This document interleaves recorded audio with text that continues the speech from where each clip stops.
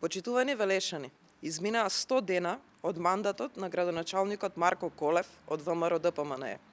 Главните карактеристики во текот на овој период се неисполнетите ветувања кон Велешани, лагите, манипулациите, неработата, целосната партизација на општината и јавните предпријатија во градот.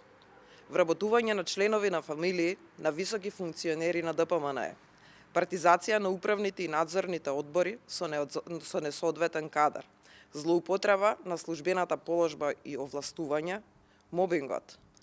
Марко Колев во првите 100 дена не започна со реализација на ниту еден од ветените капитални проекти.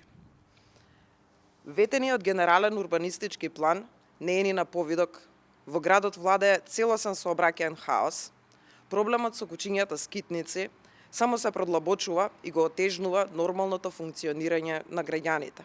Не се направи ништо од ветените спортско-рекреативни центри. Не е направено ништо во индустриските зони на градот.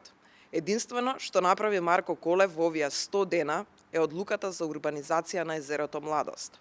Марко Колев, заедно со советниците од ВМРО-ДПМНЕ, преку продажба на народен имот, односно преку продажба на парцели на езерото Младост, за лукративни цели и задоволување на интересите на високи функционери од ВМРО-ДПМНЕ, само ја покажа неговата неспособност и незаинтересираност за Велешани.